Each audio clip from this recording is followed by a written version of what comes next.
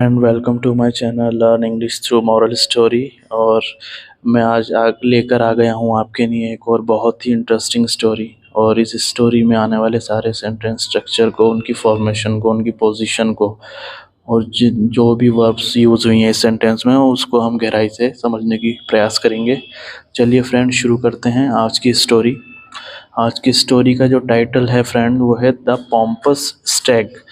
Stag का मतलब होता है फ्रेंड एक हिरन, और स्पेशली एक मेल हिरन जो एक नर हिरन होता है। पॉम्पस का मतलब होता है गर्वित जो होते हैं, जो अपने मतलब जो एक घमंडी होते हैं, जो अपने ऊपर गर्व करते हैं। तो क्या मतलब हुआ टाइटल का? एक घमंडी हिरन। After grazing along the lush green meadows of the forest for a while।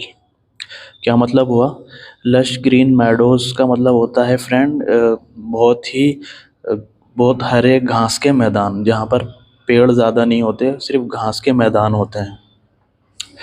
और ये एक परफेक्ट पार्टिसिपल फ्रेज़ भी यहाँ पर है। एक परफेक्ट पार्टिसिपल का ही पूरा फ्रेज़ है यहाँ तक।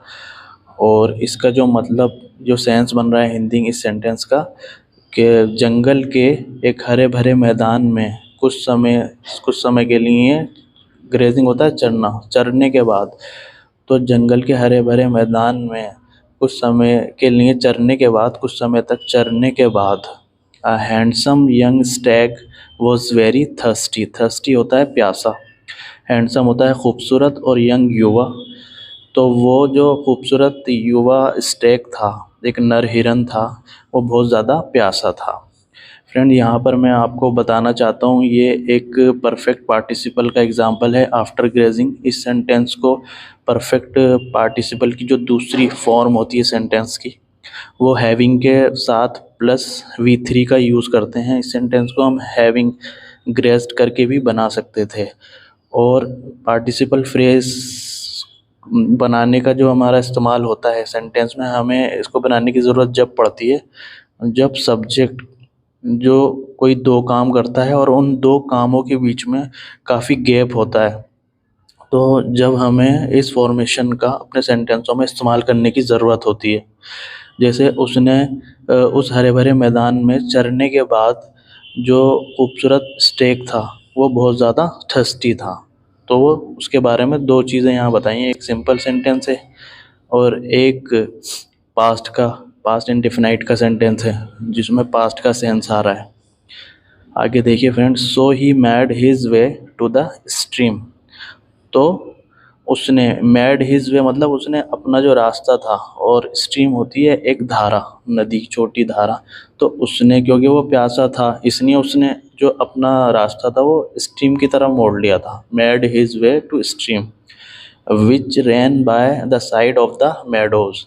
अब वो जिस स्ट्रीम के बारे में ये क्लोज बता रहा है, जो कि एक एडजेक्टिव क्लोज है, जो स्ट्रीम जो रन बाय, जो गुजरती थी, रैन बाय, क्योंकि पास्ट इंडेफिनाइट का सेंटेंस है यहाँ पर, इसलिए ये वर्ब की V2 यहाँ यूज़ हुई है, जो गुजरती थी उस हरे भरे मैदान के साइड से।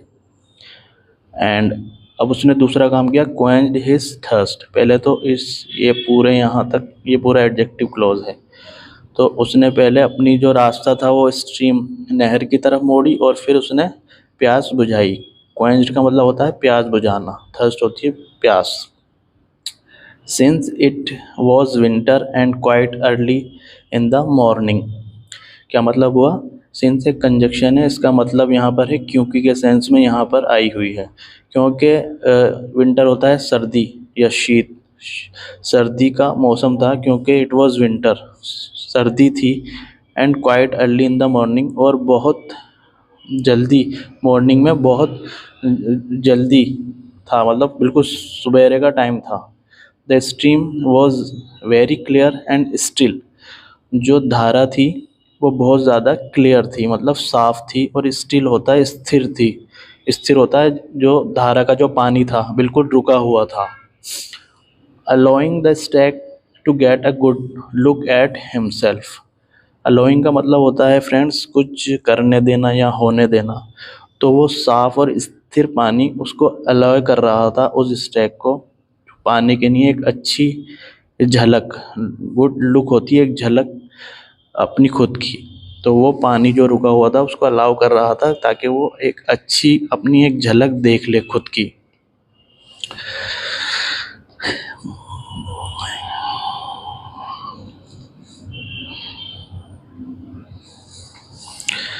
The stag was very pleased to see his horn in his reflection.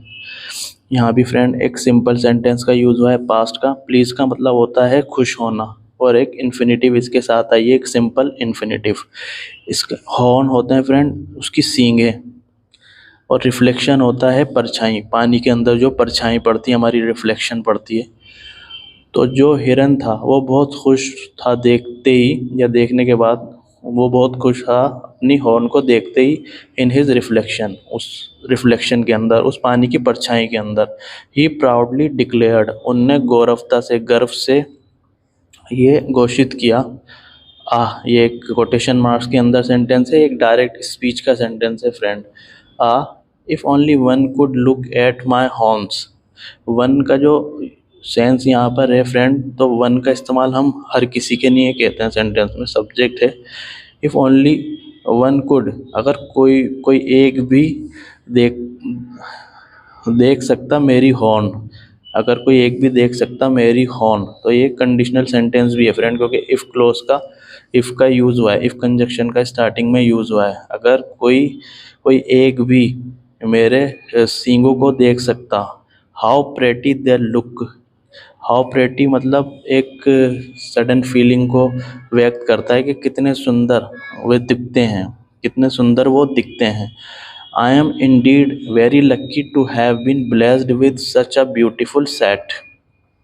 Indeed का मतलब होता है सच में, और लक्की होता है भाग्यशाली, भाग्यशाली। टू हैव बीन ब्लेस्ड भी होता है नवाजा जाना, जैसे ईश्वर के द्वारा उसको नवाजे गए हैं। तो फ्रेंड इस सेंटेंस के अंदर अगर आप देखें, आई एम इंडीड वेरी लक्की, मैं सच में बहुत ही भाग्यशाली हूँ। टू हैव बीन ब्लेस्ड मतलब एक परफेक्ट इन्फिनेटिव का फॉर्मेशन यहाँ मिल रहा है। और टू हैव बीन और ब्लेस्ड वर्ब की थर्ड फॉर्म, इसका मतलब ये परफेक्ट इन्फिनेटिव का पैसिव फॉर्मेशन यहाँ पर आया हुआ है। अगर आप देखें फ्रेंड, इससे पहले वाले सेंटेंस के अंदर प्लीज्ड टू सी, यहाँ एक सिंपल इन्फिनेटिव आया था, और यहाँ पर एक परफेक्ट इन्फिनेटिव आया है पैसिव सेंस के अंदर। तो सिंपल इन्फिनेटिव का जो मीनिंग होता है, जो हमारी ये मैन वर्ब होती है प्लीज्ड होना, ये तो खैर एक एडजेक्टिव है, और ये वॉज, ये इस सेंटेंस की मैन वर्ब है। जो मैन वर्ब होती है और उसके बाद इन्फिनेटिव आने वाली जो इन्फिनेटिव है, अगर वो दोनों वर्ब के टाइम पीरियड, अगर वो दोनों वर्ब का जो सेंस उसी टाइम पर मिल रहा है हमें, तो वहाँ पर इन्फिनेटिव वर्ब आती है। लेकिन टू हैव बीन, अगर परफेक्ट इन्फिनेटिव जब आती है, जैसे आई एम इंडीड वेरी लक्की, मतलब वो ये कहता है कि मैं बहुत खुश हूँ। टू हैव बीन ब्लेस्ड मतलब उसके सींग उस वक्त तो आए नहीं थे एकदम, जब वो उसने ये बात की कि मैं बहुत ही लक्की हूँ, सौभाग्यशाली हूँ। तो जाहिर सी बात है उसके जो सींग थे बचपन से ही थोड़े बड़े हो रहे थे, और हल्के हल्के बहुत बड़े हो गए थे, तो काफ़ी पुरानी बात हो गई थी, इसलिए वो परफेक्ट इन्फिनेटिव का सेंस यहाँ पर आया है। और ब्लेस्ड और पैसिव आया है क्योंकि उनने खुद अपने सींग तो बनाए नहीं है, खुदा ने, ईश्वर ने उसको नवाजा है इतने खूबसूरत सींगों को देकर। तो इसलिए सेंटेंस के अंदर परफेक्ट इन्फिनेटिव का यूज़ होता है अगर मैन वर्ब से, मैन वर्ब का जो मैन वर्ब से पहले ही अगर कोई काम और इन्फिनेटिव की तरह वो सेंटेंस में आ रही है, और वो पहले से मतलब वो परफेक्ट हो गई है, वो उस वर्ब से पहले मतलब उसका इफेक्ट पड़ रहा है सेंटेंस के अंदर, तो हम इन्फिनेटिव, परफेक्ट इन्फिनेटिव का यूज़ करते हैं। विद सच अ ब्यूटीफुल सैज, तो क्या मतलब हुआ इस सेंटेंस का, मैं बहुत ही भाग्यशाली हूँ। टू हैव बीन ब्लेस्ड, पाए जाने के बाद, इतने अच्छे जो हैं, जो ब्यूटीफुल सेट हैं उन हॉर्न के, मतलब सींगों के सेट को पाए जाने के बाद मैं बहुत ही ज़्यादा भाग्यशाली हूँ। Just then the stag got a better look at his feet and was quite ashamed. तभी जो स्टैग था उसने उसने उसको मिली एक अच्छी झलक अपने पैरों की, एंड वॉज क्वाइट अशेम्ड, और वो बहुत ज़्यादा शर्मिंदा हो गया देखकर अपने पैरों को। ओह, उनने एक्सक्लेम्ड किया, एक दुख में एक्सक्लेम्ड किया उनने, oh for someone with such pretty, किसी के इतने अच्छे हॉर्न होने के बाद, I have absolutely horrendous spindly legs. Spindly का मतलब होता है बहुत पतले और लंबे, हॉरेंडस होता है भयानक, बहुत ही भद्दे। तो वो कहता है मेरे इतने खूबसूरत सींग हैं और मेरे पास इतने, मतलब इतने पतले लंबे और भयानक पैर हैं। तो बहुत दुख के साथ ये वो बोलता है हिरन, they should have been thick and strong oh poor me. तो वो कोसता है अपने पैरों को कि मेरे इतने अच्छे सींग हैं और खुदा ने मुझे इतने ही गंदे पैरों से नवाजा है। तो वो कहता है they should have been thick, मतलब वो होने चाहिए थे मोटे और स्ट्रॉन्ग, मतलब ताकतवर होने चाहिए थे। तो शुड हैव बीन थिक, होने चाहिए थे।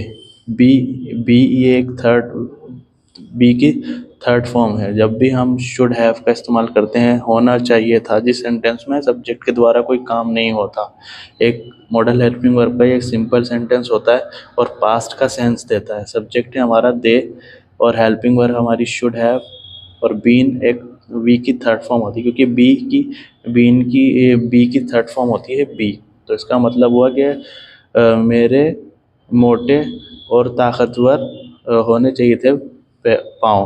वो पुअर मी, वो एक सडन फीलिंग को व्यक्त करता है, बेचारा मैं। Just then a group of hounds could be heard approaching from a distance. Just then, एक जो हाउंड्स होते हैं जंगली कुत्ते, उनका एक group, a group of hounds या एक अ पैक ऑफ हाउंड्स, इनको दोनों तरह से लिख सकते हैं फ्रेंड्स हम, क्योंकि जंगली कुत्ते के ग्रुप को पैक ऑफ हाउंड्स भी कहा जाता है। तभी एक जंगली कुत्तों का जो झुंड था वो सुना जा सकता था, मतलब पहुंचते हुए उनकी पैरों से, या देखा जा सकता था, या उनको सुना जा सकता था, सॉरी सुना जा सकता था आते हुए दूरी पे से। तो कुड बी हियर्ड मतलब एक पैसिव का एक हेल्प मॉडल वर्ब कुड का यहाँ इस्तेमाल हुआ है, लेकिन ये एक पैसिव सेंटेंस है क्योंकि कुड बी के बाद वर्ब की थर्ड फॉर्म आ रही है। तो उन्हें देखा जा सकता था दूरी से। The stag immediately broke into a run and tried to increase the distance between him and the wild dogs. जंगली कुत्ते जिनको हाउंड्स भी कहते हैं। इस सेंटेंस का मतलब क्या हुआ फ्रेंड, जो हिरन था उसने तुरंत ही शुरू कर दिया। ब्रोक इनटू एक फ्रेजल वर्ब है जिसका मतलब होता है आरंभ करना, शुरू करना किसी भी चीज़ को। तो क्योंकि ये पास्ट इंडिफिनाइट का है इसलिए वर्ब की सेकंड फॉर्म यहाँ यूज़ हुई है। उसने क्या शुरू करा, एक दौड़ लगाना शुरू कर दिया और उसने कोशिश किया बढ़ाने की। तो try to increase the distance between him, मतलब अपने अपने बीच का जो दूरी था और उन कुत्तों की दूरी को उसने कोशिश की बढ़ाने की। When he was already some distance away, the stag realized how effective his legs were in saving his life. जब वो पहले से ही उनसे काफ़ी दूर हो गया था, कुछ दूरी दूर था उनसे वो ऑलरेडी। द स्टैग रियलाइज, तो उस हिरन को महसूस हुआ, how effective his legs were in saving his life, तो उसको एहसास हो गया कि उसके जो पाँव हैं कितने ज़्यादा प्रभावशाली हैं। इफ़ेक्टिव का मतलब होता है प्रभावशाली, उसकी लाइफ बचाने में। तो वहाँ उसको एहसास होता है कि मैं इनको कोस रहा था कि ये कितने बुरे, ईश्वर ने मुझे पैरों से नवाजा है, लेकिन ये कितने इफ़ेक्टिव हैं, कितने प्रभावशाली हैं मेरी जान बचाने के लिए। आई हैव बीन अ फूल, वो कहता है कितना मूर्ख हूँ मैं। My legs are essential in keeping me alive in this wild forest. तो वो कहता है मेरे जो पाँव हैं कितने इम्पोर्टेंट है। एसेंशियल का मतलब होता है महत्वपूर्ण, आवश्यक।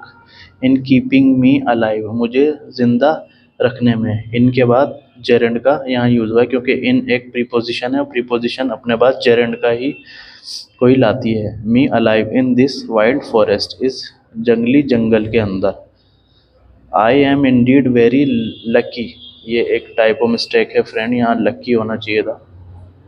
Lucky to have such fast legs, तो मैं बहुत खुश हूँ, मैं सच में बहुत ही भाग्यशाली हूँ। To have such fast legs, तो यहाँ पर फिर एक इन्फिनेटिव, एक परफेक्ट इन्फिनेटिव का यूज़ हुआ है, लेकिन फ्रेंड ये जो हैव है यहाँ पर एक मालिकाना हक दिखा रहा है, क्योंकि उसको पाकर मतलब वो तो लेग उसके अंदर ही हैं, तो इसलिए यहाँ इसके साथ वर्ब की थर्ड फॉर्म नहीं आएगी, लेकिन इसका जो फॉर्मेशन है बिल्कुल परफेक्ट की तरह होता है। तो I am indeed very lucky to have such fast legs, मैं सच में बहुत ही भाग्यशाली हूँ इतने तेज पाँवों को पाकर।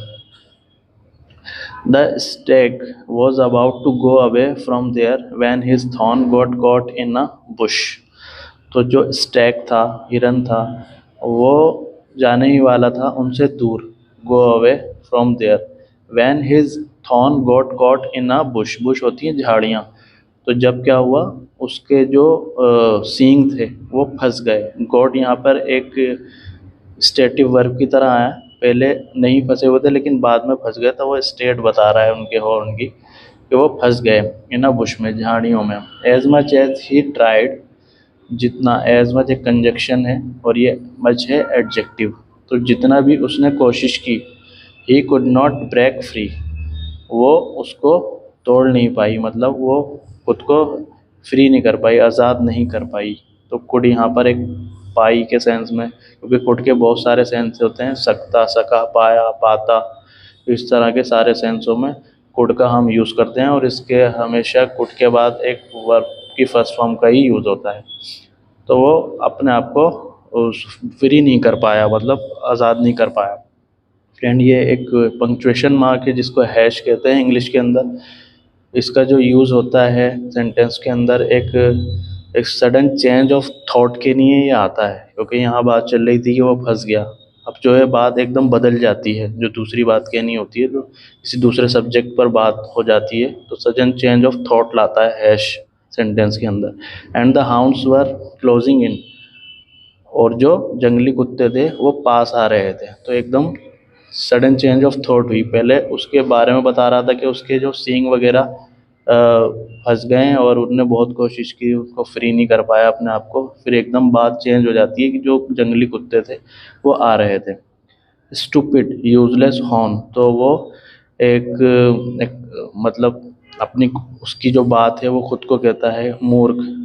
यूजलेस हॉर्न मतलब किसी, यूजलेस का मतलब होता है जो चीज़ किसी काम नहीं आती, बेकार है, तो वो अपने सींगों को कोसता है। बेकार horn, they will be the death of me yet, तो ये मेरा मौत है अब मतलब वो कहता है ये तो मेरी मृत्यु है, अब ते है, मृत्यु होगी मेरी, फ्यूचर इंडिफिनाइट का सेंटेंस है। The stage cursed his thorn, तो वो अपने सींगों को कोसता है बुरी तरीके से।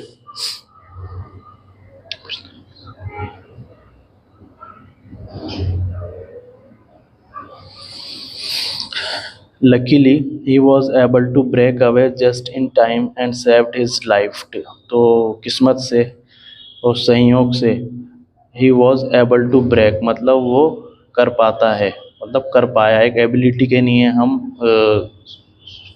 एक एबिलिटी दिखाने के लिए सेंटेंस के हम कैन का भी यूज़ करते हैं, और पास्ट की एबिलिटी दिखाने के लिए हम वॉज एबल टू का भी यूज़ सेंटेंसों में कर सकते हैं। तो वो इतना मतलब वो कर पाया, उसको तोड़ पाया, just in time and saved his life, और कुछ ही चंद ही मिनटों पहले वो उसको तोड़ पाया और उसने अपनी जान बचाई।